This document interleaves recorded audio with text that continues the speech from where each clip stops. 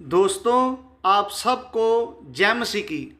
आज हम परमेश्वर के वचन में से जानेंगे कि यीशु कौन है और क्या क्या बनकर हमारे लिए कैसे काम करते हैं और उनकी सच्ची महिमा क्या है। तो आइए हम पवित्र बाइबल को खोल लेंगे और पढ़ेंगे मत्ती द्वारा रचित सुसमाचार अध्याय 16 वचन 13 से 16 तक। यूँ लिखा है, यीशु कैसरिया फिलिप्पी के प्रदेश में आकर अपने चेलों से पूछने लगा, लोग मनुष्य के पुत्र को क्या कहते हैं? उन्होंने कहा, कुछ तो यूहन्ना बपतिस्मा देने वाला कहते हैं, और कुछ एलिया, और कुछ यिर्मयाह, तो कुछ भविष्यद्वक्ताओं में से एक कहते हैं। उसने उनसे कहा, परंतु तुम मुझे क्या कहते हो कि मैं कौन हूँ? तब शमौन पतरस ने उत्तर दिया, तू जीविते परमेश्वर का पुत्र मसीह है। दोस्तों, वाकई में लोग नहीं जानते थे कि प्रभु यीशु कौन है। इसीलिए कई यूहन्ना बपतिस्मा देने वाला कहते थे, कई एलिया कहते थे, कई यिर्मयाह कहते थे, तो कई भविष्यद्वक्ताओं में से एक कहते थे। परंतु प्रभु यीशु मसीह अपने चेलों से जानना चाहते थे कि वे मेरे बारे में क्या कहते हैं। तब पतरस ने उत्तर दिया कि तू जीविते परमेश्वर का पुत्र मसीह है। तो दोस्तों, यही है यीशु की पहचान कि वे जीविते परमेश्वर के पुत्र मसीह हैं। परंतु दोस्तों, सभी लोग इस सच्चाई को ना तो जान सकते हैं और ना ही स्वीकार कर सकते हैं, क्योंकि जब तक परमेश्वर इस सच्चाई को किसी पर प्रकट ना करें, तब तक कोई भी मनुष्य प्रभु यीशु को ना तो जान सकता है और ना ही उसे अपना उद्धारकर्ता स्वीकार कर सकता है। आप पढ़ सकते हैं इस बात को वचन 17 में। ऐसा लिखा है कि यीशु ने उसको यानी शमौन को उत्तर दिया कि हे शमौन, योना के पुत्र, तू धन्य है, क्योंकि मांस और लहू ने नहीं, परंतु मेरे पिता ने जो स्वर्ग में है यह बात तुझ पर प्रकट की है। तो आइए अब जानते हैं प्रभु यीशु खुद अपने विषय में क्या कहते हैं। दोस्तों, प्रभु यीशु कहते हैं, मैं तुम्हारा प्रभु और गुरु हूँ, मैं ज्योति हूँ, मार्ग, सत्य और जीवन मैं ही हूँ, अच्छा चरवाहा मैं हूँ, जीवन की रोटी मैं हूँ, द्वार मैं हूँ, सच्ची दाखलता मैं हूँ, पुनरुत्थान और जीवन मैं ही हूँ, मैं ही आदि और अंत हूँ। तो आइए अब यह समझने का प्रयास करें कि इन सभी भूमिकाओं को निभाते हुए प्रभु यीशु हमारे साथ रहकर हमें कहाँ से कहाँ तक ले जाते हैं। दोस्तों, जब परमेश्वर हम पर यह प्रकट करते हैं कि यीशु जीविते परमेश्वर के पुत्र मसीह हैं और हम यीशु को अपना उद्धारकर्ता प्रभु स्वीकार कर लेते हैं, तब प्रभु यीशु सबसे पहले हमारे गुरु बन जाते हैं।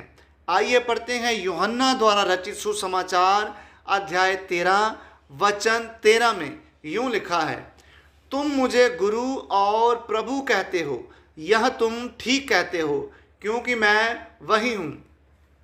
दोस्तों, हम सभी जानते हैं कि यदि कोई व्यक्ति किसी क्षेत्र में निपुणता हासिल करना चाहता हो या कुछ सीखना चाहता हो, तो सबसे पहले उसे एक गुरु की आवश्यकता होती है जो उसे सिखाने में समर्थ हो। इसीलिए प्रभु यीशु कहते हैं कि मैं तुम्हारा प्रभु तो हूँ, लेकिन सबसे पहले तुम्हारा गुरु हूँ। एक गुरु सबसे पहले अपने शिष्य के मन में भरे अंधकार को दूर करता है और उसके मन को उजाले की किरणों से भर देता है और ज्योति में लाकर उसका मार्गदर्शन करता है। इसीलिए प्रभु यीशु खुद ही हमारे लिए ज्योति बन जाते हैं। आइए पढ़ते हैं यूहन्ना द्वारा रचित सुसमाचार अध्याय 8 वचन 12 में। यूँ लिखा है, तब यीशु ने फिर लोगों से कहा, जगत की ज्योति मैं हूँ, जो मेरे पीछे हो लेगा वह अंधकार में ना चलेगा, परंतु जीवन की ज्योति पाएगा। दोस्तों, हमें अंधकार से निकालने वाला हमारा यीशु ज्योति बनने के बाद हमारे लिए एक ऐसा मार्ग बन जाता है जिस मार्ग में झूठ नहीं बल्कि सच्चाई है, जो कि खुद प्रभु यीशु हैं, और जिस राह में मौत नहीं बल्कि जीवन है, जो कि खुद प्रभु यीशु हैं। तो आइए पढ़ते हैं यूहन्ना द्वारा रचित सुसमाचार अध्याय 14 वचन 6 में यूं लिखा है, यीशु ने उससे कहा, मार्ग और सत्य और जीवन मैं ही हूँ, बिना मेरे द्वारा कोई पिता के पास नहीं पहुँच सकता। दोस्तों, जिस राह में सत्य और जीवन है, ऐसे मार्ग पर चलाने के लिए प्रभु यीशु सबसे अच्छा चरवाहा बनकर हमारी अगुवाई करते हैं। आइए पढ़ते हैं यूहन्ना द्वारा रचित सुसमाचार अध्याय 10 वचन 11 और वचन 14 में यूं लिखा है, अच्छा चरवाहा मैं हूँ, अच्छा चरवाहा भेड़ों के लिए अपना प्राण देता है। अच्छा चरवाहा मैं हूँ जो भेड़ों का ध्यान रखता है। जिस प्रकार पिता मुझे जानता है, उसी प्रकार मैं अपनी भेड़ों को जानता हूँ और मेरी भेड़ें मुझे जानती हैं। दोस्तों, सबसे अच्छा चरवाहा बनकर हमारी अगुवाई करने के साथ साथ प्रभु यीशु हमें खाना खिलाने के लिए खुद ऐसा भोजन बन जाते हैं जो जीवन की रोटी कहलाता है। आइए पढ़ते हैं यूहन्ना द्वारा रचित सुसमाचार अध्याय 6 वचन 35 और 51 में यूं लिखा है, यीशु ने उनसे कहा, जीवन की रोटी मैं हूँ, जो मेरे पास आएगा वह कभी भूखा ना होगा और जो मुझ पर विश्वास करेगा वह कभी प्यासा ना होगा। जीवन की रोटी जो स्वर्ग से उतरी वो मैं हूँ। यदि कोई इस रोटी में से खाए तो सर्वदा जीवित रहेगा, और जो रोटी मैं जगत के जीवन के लिए दूंगा वह मेरा मांस है। दोस्तों, अच्छा चरवाहा बनकर जीवन की रोटी खिलाते हुए प्रभु यीशु हमें हमारी मंजिल के दरवाजे तक पहुंचाता है, और वो दरवाज़ा भी खुद हमारा प्रभु यीशु ही है, जिसमें प्रवेश करने के बाद हमें उद्धार प्राप्त होता है। आइए पढ़ते हैं यूहन्ना द्वारा रचित सुसमाचार अध्याय 10 वचन 7 और 9 में यूं लिखा है, तब यीशु ने उनसे फिर कहा, मैं तुमसे सच सच कहता हूँ कि भेड़ों का द्वार मैं हूँ। द्वार मैं हूँ।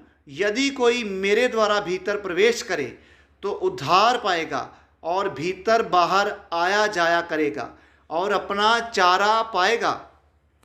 दोस्तों, जब हम द्वार में प्रवेश कर उद्धार को प्राप्त कर लेते हैं तो प्रभु यीशु हमारे लिए दाखलता बन जाते हैं और चाहते हैं कि हम डालियों की भांति उससे जुड़े रहें ताकि फलवंत हों।